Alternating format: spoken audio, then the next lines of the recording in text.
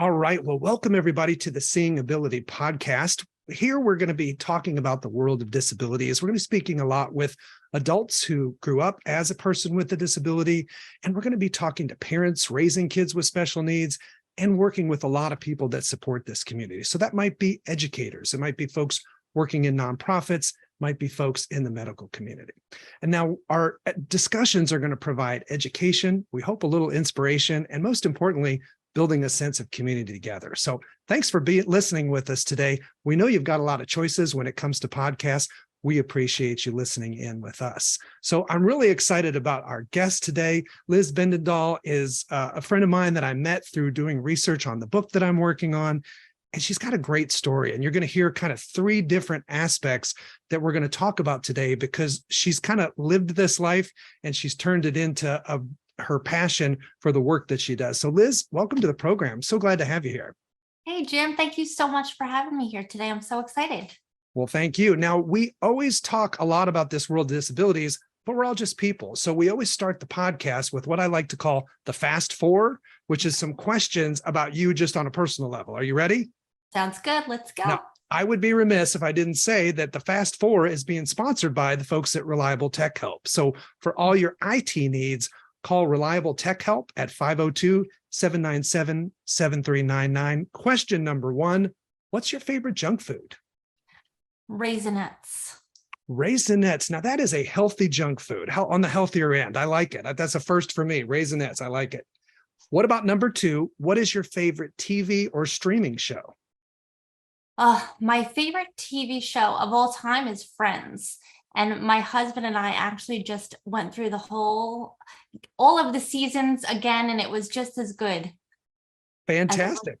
It's amazing. Yeah. I'm amazed at how many young people these days, younger than the two of us, are into Friends. It's a very popular series. That's great. Yeah. Okay, if we were to look at your playlist, what would be a song on your playlist?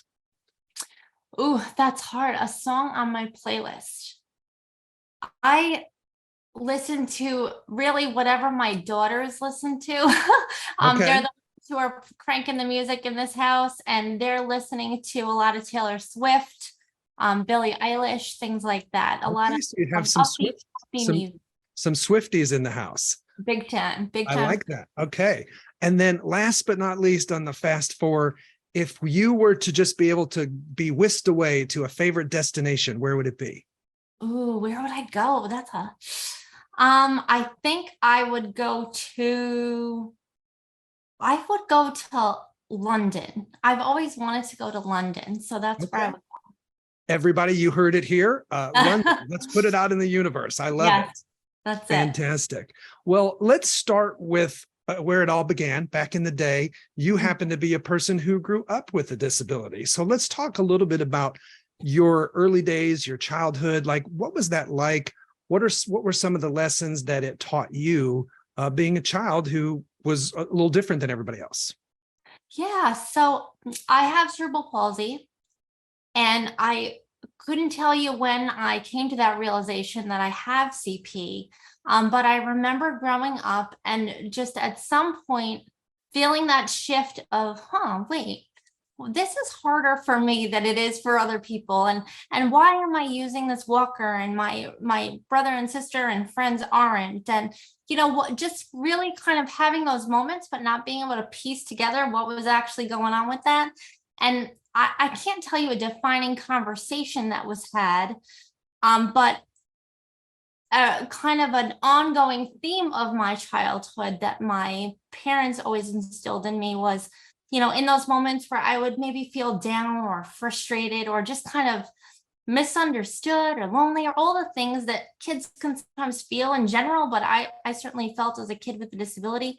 My mom would always say, can't is a 4-letter word. We don't say that in this house.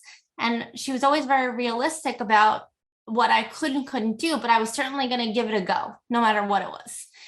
And, another kind of mantra or lesson that my mother would always give was that, if she would say, Liz, I promise you, if you could throw all your problems into a pot, stir it up and pull out any one with everyone else's, you'd want your own back. I can assure you of that. And Wow. she's absolutely right, because, that really created a perspective with me of, okay, you know what, this kind of stinks sometimes and it makes me sad. And I remember having all those feelings as a child. But I really did always feel like I could do things because I wasn't allowed to say I couldn't. And Right. that I'm not the only one with problems. And so though that mindset really stuck with me. And so even though as I grew, the differences between me and other people in my world that didn't have a disability, was always more, I guess I just always kind of grew the understanding of what that meant and all the ways that our lives were different. But I always kind of just, and still do believe that that's just me as an individual. And this is my life and my world and my body. I'm going at it my own way, just like What a everybody else. What a Yeah. gift to you, that idea that, first of all, can't is not used in our household. That's probably Mhm. true that'd be a great mantra for any parent with any kid, right? And then Yeah. this idea that we all have problems. You may have different problems, but everybody has a different problem. And if you kind of look at that, it gives you a really healthy perspective. So what a great gift from your parents. Now, Yeah. we'll get in a minute to your journey as a parent, but looking back, what are some other things that you think your parents did or instilled that really contributed to your success along the way? I have the best parents, Jim. My parents are amazing. My parents are still my next door neighbors. They live right next door, which is such a blessing. But I grew up on Long Island in New York. There's just kind of that New York mentality that I was raised with. We're tough. We handle things, like we just get things done, and so that was an expectation for me. It wasn't, it just, this is how we roll in this family, and that's that. And so I think just my parents never put limitations on me or what I could do, or they always believed that I could do anything I wanted to do, and I always felt that it wasn't just, now I kind of laugh as an adult, like that toxic positivity of rainbows and sunshine, because I'm a realist through and through. But it really wasn't in my house. I mean, nobody was asking me to do cartwheels or anything. That just is not happening ever. But just as far as goals and my dreams, and nobody ever said I couldn't do what I wanted to do. I was always encouraged, and if it didn't work out, which a lot of times if it came to something physical, it didn't. When we either adapted or we went a different way. But it just, like I said, we just kept it moving. And so just that kind of encouragement, support. We laugh a lot in my family. Yeah. We don't sweat the small stuff. And so, if things are hard or things don't work out the way we want, we kind of just accept that and find a new way. So I think it was just overall the environment I grew up in, Yeah. the support system that I have always had, really just made me the person I am today. And I am someone who is very happy to live the life I do. I love that. I love that. Now, you mentioned siblings, so that can be a Yes. dynamic in a household. What was it like in terms of the expectations and responsibilities among your whole household with your siblings and your parents and you? Well, that is interesting. It certainly is. I am the middle kid, and anyone who knows the reputation of the middle kid, I lived up to that. I was, the sassy one, or, the one that was maybe poking a little bit at everybody else. But my sister is 18 months older than I am.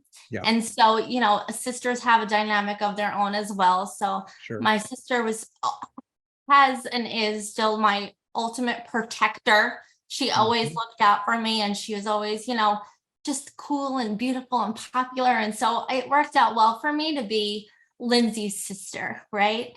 And then my younger brother, Rich, he is 4 years younger than I am. And I think because of the age gap, he was just my little brother who growing up, I'd walk into my bedroom and GI Joes would be booby trapped to come down and hit me in the head and things like that. But as far as expectations go, I mean, we all had the same expectations, and I'm sure mine, were modified, or I was always set up for success. Where if my brother and sister had to, mop the floors, well, maybe that's not really a job for me, or maybe it would take me all the live long day. So my Right. job would be doing something where I was sitting. So it was definitely interesting, and I do think about that because I'm sure they would have a different perspective, just perhaps feeling like there were extra considerations when it came to me, and I surely recognize that. But again, we had a good dynamic and a happy house. Love that. Well, as a little brother, I love the GI Joe booby trap. That's Oh great. yes. Oh yeah. Absolutely. And So now my let's brother is out in the army. He was in the army for over a decade, a captain There in the you go. army. So he's got the real Almost, thing now. yeah, exactly. So we'll fast forward a little bit in the interest of time. You fell in love, you got married, the Yeah. American dream, you had some kids, but then Hmm. you had a little different twist on that. Now having kids that have their own issues. Tell me a little bit about that, and what was that like for you with this whole different side of the fence of working in the world of special needs, but having kids with some challenges? Yes. So I have three beautiful children. My son is 11 and my twin daughters are 8. And when I was pregnant with my son, I remember just feeling like on cloud nine. I was just couldn't be more excited to be a mom. And when I had him, all the more I just was like thrilled to pieces and loving that, but knowing that like my world was rocked. I remember that moment of like, holy moly, this is a big deal. This is a big responsibility, and feeling the gravity of that. And as Cole grew, we at some point we recognized that he stopped meeting his developmental milestones, and he was lost some of the skills he had gained.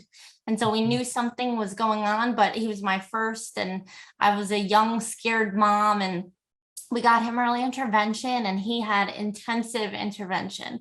I had therapists in my house 5 days a week for years. And it was hard seeing my little guy, be put in line, or just have those parameters when all the other little ones were out playing. He was getting therapy all the live long day. But he did, and he was tested a few times for being on the spectrum of the autism spectrum. And the first couple times did not test, but they always said but the red flags are there and we're going to retest, because of those, whatever those parameters are, it's very black and white. You either check that box or you don't. At least that's what it seemed like to me as a mom. Yeah.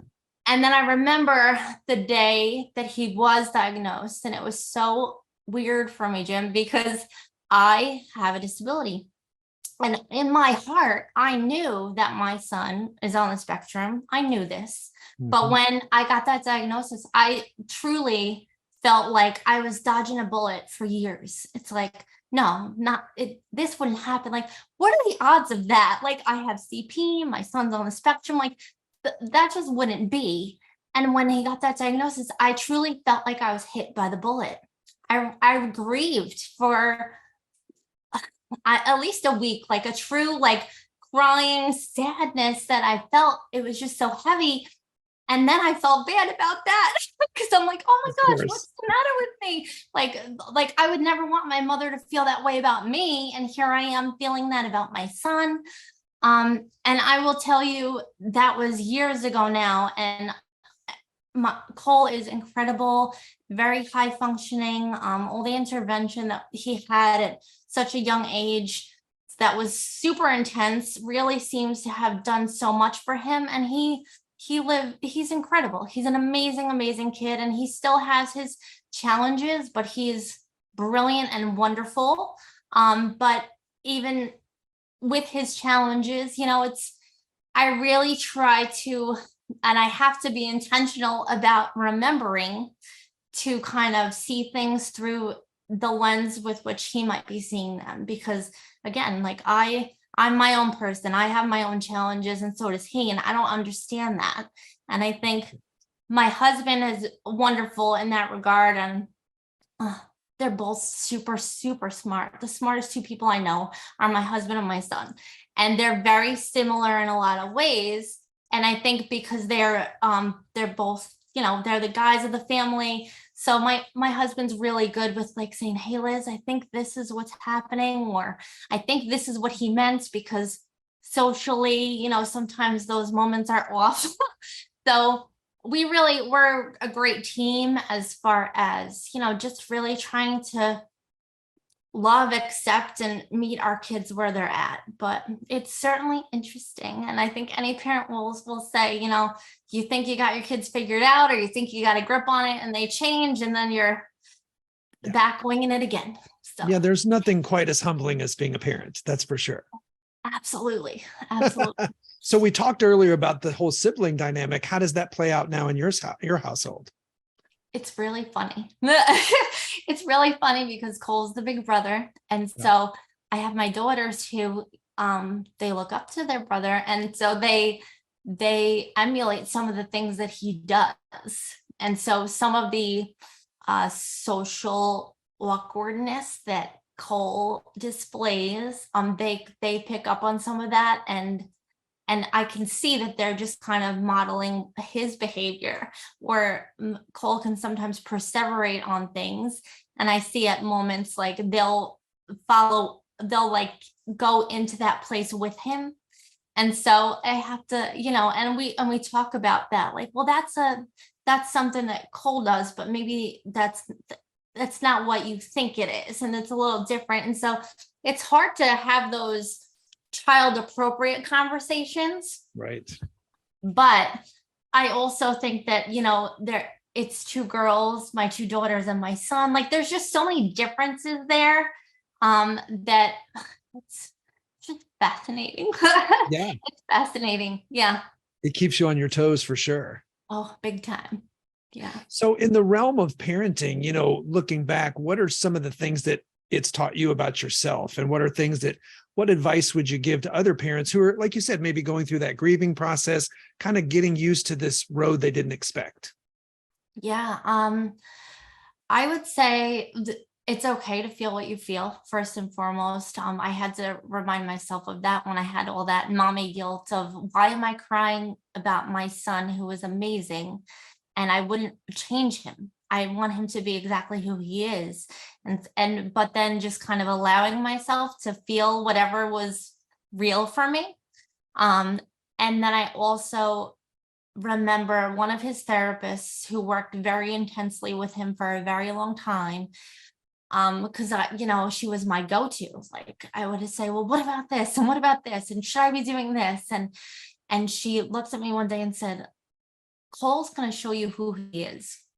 He's going to show you who he is. So we can say this and that, and we can speculate on what may or may not be in the cards for him, but it really does not matter, because he's going to let us know, and he'll let us know in his time. And so that kind of took me back, and I was like, oh, okay, got it. I got it. And like those are words I live by, because I think that's true for him and every person. It's like, let people show you who they are. Don't put your thoughts or what you believe they're capable of or not capable of on them. Let them show you. Yeah, absolutely. And do you think, can you point to one or two things that we talked about earlier that your parents did that you carry over in your parenting? I try. They did a good job. So I try to follow suit. And I think, again, we have a happy house. We laugh a lot. We have a lot of fun. We try to not take things too seriously. We feel what we feel. But, we don't, even when my son has challenges, or he gets overwhelmed very easily, or he's in different environments, and it can be a lot for him. And we just try to really have those conversations of respecting him and what he needs, but also talking about like this, you have a long, beautiful life, and we need, we're gonna do these things, and sometimes they might be hard and they might be uncomfortable, and we're here, when it gets to be too much, but we're not gonna not do things, and we're not, we're gonna always give it a go, and we'll take it one step at a time. So I think that just kind of that mindset of the world is never going to conform to what any of us need it to be. That's just not the way it goes. And so let's just go live our best life and adjust as needed. So that's what we really try to do. Absolutely. And I would imagine can't is still a 4-letter word in your house. Big time. Yes. Yeah. So let's transition to, like, obviously this journey that you've gone through really prepared you for the career you've chosen and the work you do. And talking with you, I can hear the passion for helping others. So tell those who haven't met you, what is it that you do with people?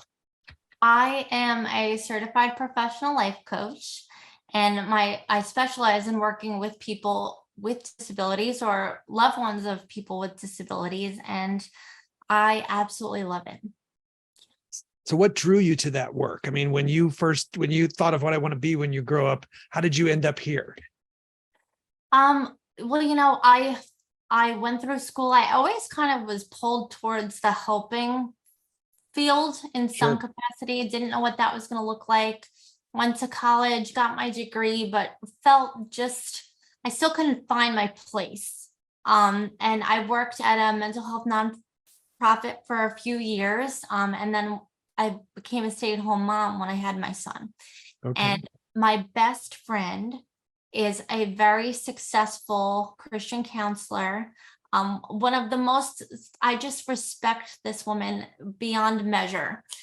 And she kept saying to me, Liz, you're my life coach. And I would say, what do you mean I'm your life coach? You are like the vision of having it together. What do you mean? And so she kept saying that to me, and almost like you described with the podcast, when someone says something enough to you, it's like, wait, let me take a pause and really look at this. Yeah. So I did. I explored the field of life coaching, really had no clue what that meant. I found Feller International Academy of Professional Coaching and was just so thrilled to come through that coaching program and learn what I did in that time. Never thinking, okay, I'm going to become a life coach for people with disabilities, because this is really the one and only time in my life where I can sit here and don't have to disclose that I have a disability. The second I get up from this chair, the jig's up. You're going to know. And so I find it so interesting, because in the way of the world, I would have never even anticipated that I'd have that opportunity to work and not share that piece of who I am. But coming through the coach training, it was just so insightful, and it really just led me to fuel me towards the disability community. I've just felt so passionate about, okay, you know what? I feel equipped and prepared to do this, and these are my people, and these are the people that I want to work with. And so it's been amazing. I just absolutely love, love, love my job. I love that. And that passion comes through. And what an interesting point, how in some ways a Zoom format or even a podcast format is kind of the great equalizer for you. Yeah. Like you said, it's a refreshing thing, that the thing people lead with when they interact with you, a lot of people with a disability, the first thing people notice is the disability. This allows people to see you for you, which is kind of unique. A lot of people hear the word life coach and they think, okay, I know what a coach is, a tennis coach. I know what a nutrition coach is. I know what they do, but what the heck does a life coach do? So maybe give our audience a little primer on life coaching in general, but for you specifically in your niche, maybe you could illustrate that through a client story, somebody you've worked with. Kind of what were they facing? What were their challenges? And how did you help them with their life? Yeah. So, I, like many of your listeners, really was not clear on what that meant to be a life coach. And I also had that, like, wait, who do I think I am becoming a life coach? Because, that's a big title. But coming through training, I really learned the scope of the coaching field and what it means to be a coach, and really the distinction is we're not counselors. We're not providing any mental health support or service. That is not within the scope of coaching. What coaching is all about is providing support, really listening to people, understanding what their goals are, and helping keep that forward focus. We're not looking back. We're looking forward, and we're helping clients to navigate their best path forward so that they can reach their goals and realize the achievements that they would like to see within their world. I love that. So can you share a story about maybe somebody, to make that a little concrete for folks, somebody you've worked with? Yeah, I've had a few, I've had many, many amazing clients. I'm trying to decide like who I'm going to talk about. But I have I have one client that I've been working with. We started out because she was in a situation where her parents are her primary caregivers. She works as a full-time teacher in a school district. She's a very successful woman, also has CP, but needs a level of support where she has somebody with her when she's home. And so she reached out because she wanted that independence outside of her family. We helped her kind of navigate the possibilities there. She was able to hire someone to be an aid for her so that her parents could go out and do whatever they wanted to do, and she didn't feel like she was holding them back. And that goal was achieved. And then now she's working towards her PhD, and because the nature of her disability kind of impacts the way she speaks, and especially when nerves come into play. Many of us with CP know like that can affect our voice and our vocal cords and our breath. And so just kind of prepping those conversations, going through those motions so that she's an incredible woman, just so accomplished, so smart. And so just so when she presents herself, she does that confidently. And so those are the steps we're taking right now. I also had another client during COVID who was out of work for a really long time. Again, really, really smart guy. And so it was just kind of that feeling defeated, feeling isolated, feeling like, a lot of doors had been closed and people weren't recognizing how smart and equipped he is to take on so many roles.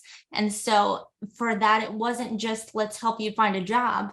It was let's help you rediscover who you are, because I see who you are and I know who you are, and let's bring that to the surface. So we worked together. He ultimately got an incredible job that he loves. We moved on to help kind of navigate the world of relationships. And so he's in the dating scene and things are going good. So it's really, really fun to work with clients and just see all the potential that's there within them just come to the surface, and have them really sit in their power and control. Because I think when you have a disability, it can feel really hard to be asking for help or feel like you maybe don't have as much control over things as most do. And I think that is true in a lot of ways. But we also have a tremendous amount of control in our choices, and to see those choices be made and lead to success is a beautiful thing. Absolutely amazing. Now, those who are just listening, they can't see the smiles that I see if you're watching this on YouTube, but they can hear the passion in your voice. And I guess I know the answer, but what does that make you feel like when you're able to help affect that kind of change in someone's life? I truly, and I've been doing this for a while now, Jim, I pinch myself. I don't know how I got so lucky. I feel like just privileged. It truly feels like a privilege. And, I know for someone to take me on as their coach, it requires a tremendous level of trust and confidence in me, that I'm going to provide them with the support and tools to get where they want to go. And so I take that really seriously. And so it's very, it's a privilege. And I have such a good life. I'm just really, really feel blessed. Well, what a wonderful way to influence the world. And while everybody could use somebody in their corner like a life coach, folks who are traveling the world as an adult with a disability, especially, I think, could use somebody, like you said, that helps them find that power and find that direction in life. So what a wonderful thing. And so honored to have you with us today. Thank you, God. Thank you so much for being here. Thank you. Thank you. It's so nice talking with you. So I always wrap up the episodes with something I like to call the 3 keys. It's hard to boil all of life down to 3 keys. But if you were going, so you're kind of thinking, you have the perspective of addressing that child or adolescent growing up with a disability, that parent raising a kid with special needs, or that adult who's now traveling the world, navigating as a person with a disability. What do you think are the big 3 keys to success? Well, I'm just going to go with the coaching scope here, because I think it applies across the board. I think the 3 keys to success are all about the dreams we have, the plans we make, and the actions that we take. And I think regardless of disability, and what that might mean for you and your world, I think that we all need to dream big. We all need to move forward and take action if it's hard or uncomfortable. And maybe it is, the first path isn't the right path, but kind of discovering what that looks like for you. I think with the disability, I'm going to paint us all with a broad brush and say that we're very resourceful and adaptable to making things work. Yeah. And so, just kind of planning appropriately and moving forward. And so I think those are the keys to really getting where you want to go. Fantastic. Now, I know we're going to have some people that want to reach out and learn more about what you do. I'm happy to direct them to you, but tell us, where could they find you? Yeah, so I would love that. You can find me on my website. It's my name, lizvenedaal.com, which I know is kind of a doozy, but if you Google disability life coach, I'll pop up there. You can find me through my website, and Jim, you'll hook them up with my contact information, right? Absolutely. We'll do that. Yeah. Well, thanks again for being here. Now, for our listeners, again, we appreciate you guys being here. We're trying to help get this podcast out to people who could benefit from it. So we could really use your help. Please go to our Facebook page and follow us there. Subscribe to the podcast in your favorite platform or on YouTube. And again, share this episode with folks you think could really benefit. I know there's got to be a lot of people out here. So thanks again for being with us, everybody. Thank you, Liz. We'll see everybody next time.